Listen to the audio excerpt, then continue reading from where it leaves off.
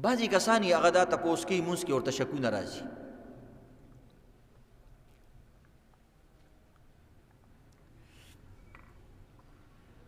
رکعتونو کې غلطیږي.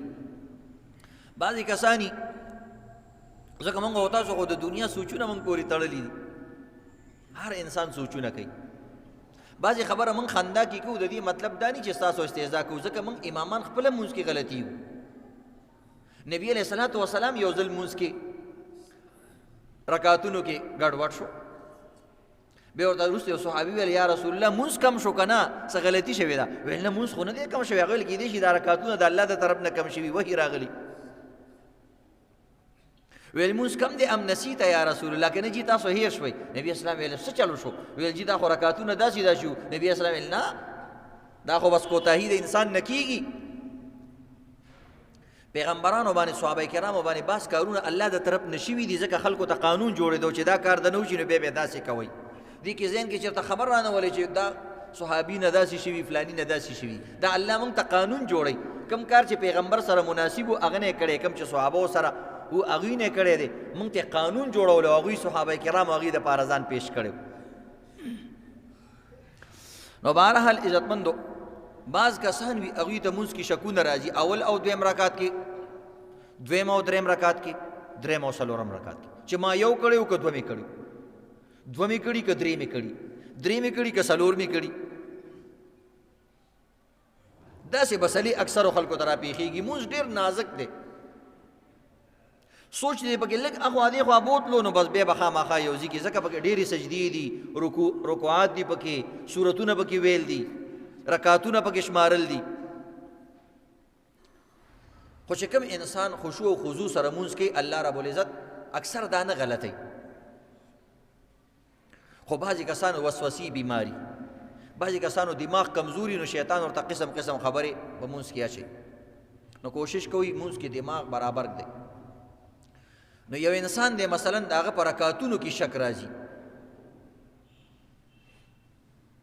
نو شک هیڅ څیز نه دی عزتمندو، د شک بالکل پروا مه کوئ.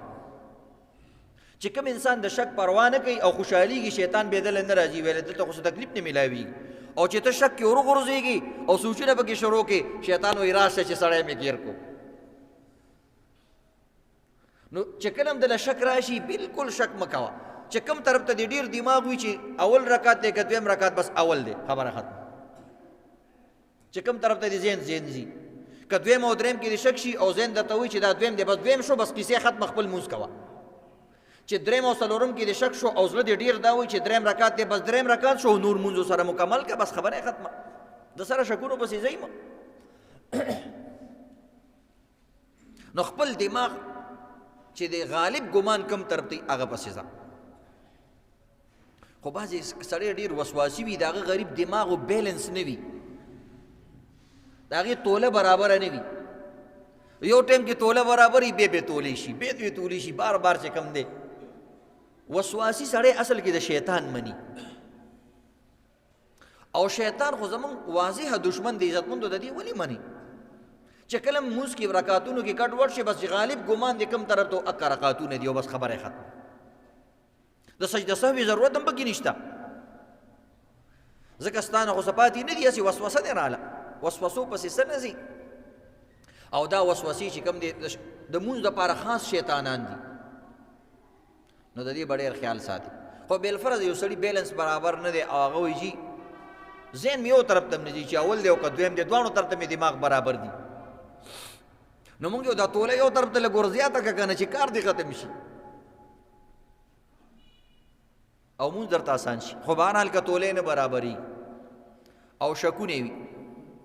نو اوس دې کې عزتمندو دا احتمال هم شته چې دا اول رکعت او دا هم پکې شته چې دویمي، ځکه یاد خو هغه ته نه دي. دویم دریم کې دا احتمال هم شته چې دا دویمي او دا دریمي. اوس اول او دویم کې شک شو، نو اول رکعت نه بعد خو څوک نه کېږي، خو د دویم نه پس خو ناسته پکار ده. دویم او دریم کې د شک شو، نو دویم نه پس ناسته پکار ده. دریم او څلورم کې د شک شو، نو دریم نه پس خو ناسته نشته، خو که څلورم ناسته پکار ده. نو د دې وجې نه عالمانو به یو طریقه ښودلې ده چې د کوم انسان شک هغه توازن برابر نه وي او بیلنس برابر نه وي، یو خبره باندې ټیکاو نشي او ذهن مضبوط کېدی نشي نو بس بیا دی او د رکعاتونو کې شک رالو او اکثر ول داسې شک راځي نو بیا دله پکار دي چې د هر رکعت نه پس دی کینی او دا یو کار داو کې دا د رکعاتونو اقل شماري په یو او دوه کې شک دی نو بس یو خو دی نو بس دا یو دی شماري په دوه او دریو کې شک شو نو بس دوه دی فرض کی په دریو په څلورو کې شک شو نو بس درې دی فرض کی خدا سي بقي چې د هر رکعت نه بعد باقاعده کوي بس د هر رکعت نه پس کینا نو په دې کې ستا قاعده ډېرې شوي ځکه پته نه لګي چې کم رکعت قاعده والا دی او کم نه دی نو د دې وجې نه چې کلم ستا رکعتونو کې کلک شک راشي او مضبوط شک راشي او برابر نه وي او دماغ دی یو طرف ته غالبه کیږي نه بس د هر رکعت نه پس کینا او کم رکعتونه شماره او دا غینه پس باقی رکعتونه وکا د هر رکعت نه پس کینا چې کوم دی اخیره کې د زړه ومنل چې رکعتونه پوره شو بس الته کینا او الته سجده سهو وکا عبده و رسولونه په سلام وګرځوا دو سجدي وکا او الله به ټول منسي کی د شک آسان علي دې خبره هر رکعت نه پس کینا کم رکعتونه وشماره چې څومره دی خوږی رکعتونه زره یو ځای کا او دا غینه پس خه مزیدار سجده سهو وکا او ټول منځ بدی صحیح شي نو دا بعضی شک مزاج خلک هغوی ته مونځ کې دا وسوسې راځي نو مارتل دا یاد لرئ مونځ کې که کوم انسان د وسوسو نه ځان بچ کوي د دې یو څو علاجونه دي یو د دې علاج دا دی چې استنجا صحیح طریقې سره کوه کوم سړی چې استنجا صحیح طریقې سره نه کوي نو د استنجا په ځای کې شیطانان ناست دي تاسو ګورئ د استنجا د دې دعا ده د خدای پاکه د دې شیطانانو نه مې وساتي نو چې کله صحیح طریقې سره انسان استنجا وکړي شیطانان ترې وتښتي بیا اودس چې کوم دی صحیح طریقې سره کوي اهتمام سره بسم الله پکې وایي او دغه شان چې کوم دی عزتمندو یو اعضا صحیح طریقې سره وینځئ نو دې سره څه شیطانان د نه وغورځېږي ورجېږي بیا چې کله مونځ طرف ته راځي نو بیا اعوذ بالله ورد کوه یا لا حول ولا قوة الا بالله کوه یا د اذان جواب صحیح ورکوه اذان سره شیطانان تښتي دا یاد لرئ روایاتو کې راځي چې کله اذان شروع شي وي دا شیطان داسې منډې وایي چې د ده نه اوازونه د شاته نه وځي دومره یریږي دې وجې نه که کومې ښځې باندې پیریاني یو ماشوم یې نه غلی کېږي ډېر جاړي نو عزتمندو ده باندې اذان ورته په غوږ کې کول پکار دي د دې نه شیطانان تښتي یو بهترین عمل دی نو د اذان جواب عالمان وایي ورکول واجب دي نو موږ مونځ خو کوو خو چې د مونځ نه مخکې کوم کارونه دي د مونځ دپاره د هغې اهتمام نه کوو اذان د څه دپاره دی د مونځ دپاره تمهید دی تیاري ده تا مونځ ته تیاری نو د اذان جواب ورکول پکار دي احادیثو کې راځي چې د اذان جواب ورکول واجب دي واجب دي لکه د وتر واجب چې د نه پاتې شي د فرضو په شان دي واجب او فرض یو شی وي زموږ مسلک کې د عمل په اعتبار سره فرض او واجب یو شی دي نو د دې وجې نه عزتمندو د اذان جواب ورکول واجب دی البته زموږ امام ابو حنیفه رحمت الله علیه وی چې جواب دوه قسمه یو د خلی جواب دی یو د عمل جواب دی نو د خلی جواب پکې وی واجب نه دی او عملی جواب واجب دی چې اذان وشو نو مونځ له به خامخا پتا باندې واجب شو خو نورو مسلکونو کې عزتمندو وی د خلی جواب هم ضروری دی په بهرحال هغه هم امامان دي یو خبره کړې ده نو چې کله اذان کیږي کوشش کوي خاموش اوسېږي او د هغې جواب ورکوي د اذان جواب څنګه دی چې څه مؤذن وایي حقه شانته وایه چې نور نه پوهېږي به چې څه هغه وایي هغه ته وایه او الله اکبر الله اکبر ته وایي الله الله اکبر هغه وایي حي علی الصلاة ته وایي حي علی الصلاة اساني طریقې سره چې نور بعضو کتابونو کې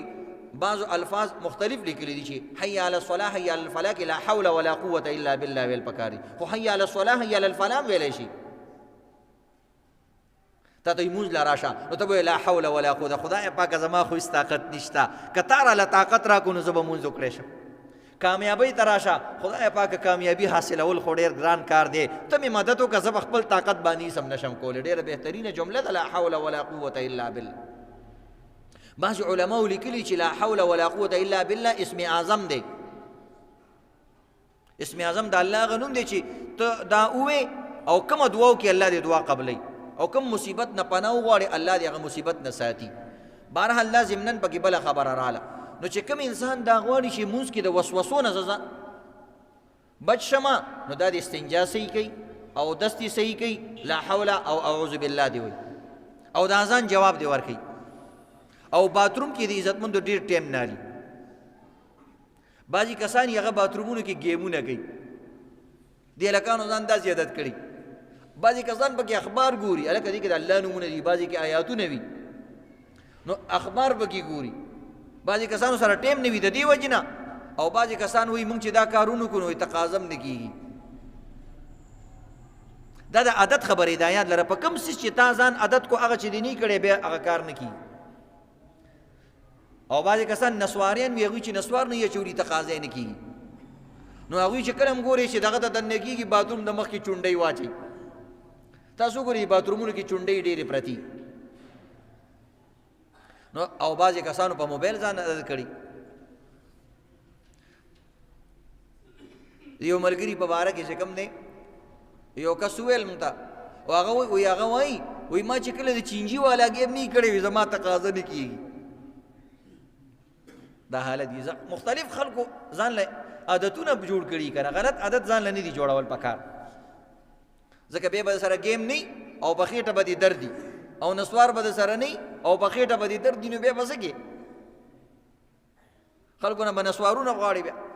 یا یو سړي دی وایي موبایل راکړه لکه ته خو باتروم ته ځي په موبایل څه کې یاره بس پرېږده خو ته یو 15 منټو له موبایل راکړه هغه حیران شي چې خدایه پاکه دا باتروم ته څه دپاره موبایل وړي خپل عادتونه خراب نه دي جوړول پکار او که یو سړي مونځ کوو مونځ نه بعد وله شکونه رال چې دویم رکعت وکړه درېیم بس پرېږدی قصه ختمه شکونو پسې مزه بس مونځ دې کړی دی بس قصه ختمه بعضې کسان یې عزتمندو ښځې م ترې تنګي او دغه رنګې بچي م ترې تنګي دلته مونځ وکړي کور ته لاړ شي بیا لوټه راواله او ورته یې سړیه ته خو اوس نه د جومات نه رالې ویل نه که نه هغې کې به غلط شوی یم دکان کې دوباره لګي بار بار اوبه ګرمول بار بار اوبه راغستل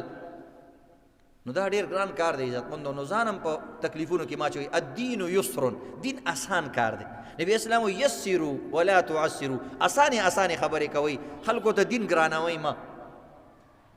نو چې وروسته دله سوچونه رال فلانې مونځ فلانې مونځ دا خو به دله سوچ راځي چې هلکه کال مخکې دې مونځ کړی هغه هم کم و بس بیا به لګي هم دې پسې نو بس تیر په هیر استغفار کوه بیا البته که مکمل مونځ د نه پاتې نو هغه دوباره کول پکار